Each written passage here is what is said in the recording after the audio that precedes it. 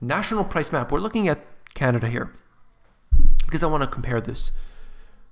Look at this year. This is directly from the CREA. Okay, these are the official stats. And I always make note of two places, and then, of course, the naysaying will continue. Greater Toronto area and the Greater Vancouver area. Now, why am I choosing these two places? These are the areas where they've increased the most. So that's cherry picking, right? Well, this is very specific because this is where the most population of Canada exists. These are the two most populous cities. So why would I not be pointing at that? That's where most Canadians live. Of course. Now you could see the year-over-year change. While it hasn't been as large in Toronto as it was in Vancouver, the whole point is that prices continue to rise. And again, wages aren't keeping up. People move further and further out into the suburbs, but it doesn't seem to matter because there's that urban sprawl. People are simply going into the suburbs where it's going to take an hour every day to get from their homes to their work, 1 hour, and they're still paying $1 million for their homes if they have a detached home. Now that's not normal.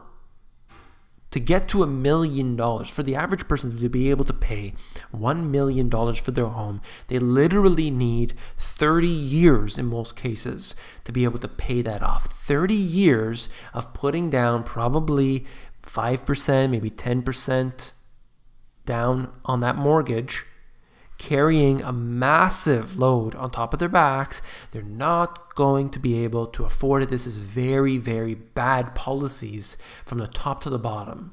And you've incentivized all of this because of low interest rates. Now look at this here. I saw this advertisement and I thought it would be interesting to include it here. You may see commercials for this company. Reverse mortgage. That sounds pretty good. It's a reverse mortgage. It's not a mortgage. It's a reverse mortgage, and that's wonderful because I don't like mortgages, but if I have the opposite of that, that sounds pretty great. Well, ultimately, these two people here, they have been paying their mortgage off for quite a while, and it's been so great for them. So now they can unlock the potential. That's right.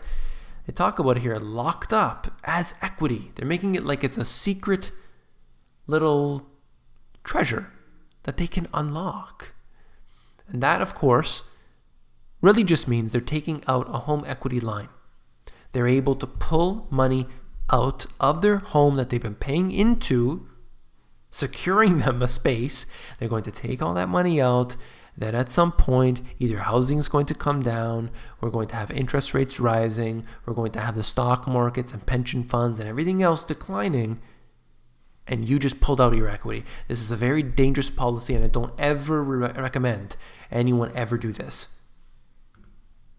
And then last but not least, just want to show you this. You have the elite of the world meeting up with these individuals here. And I don't know how to say it without putting it into words, but essentially what we have here are people colluding against your best interests. Do you think that these two individuals you're seeing on the screen give a damn about you?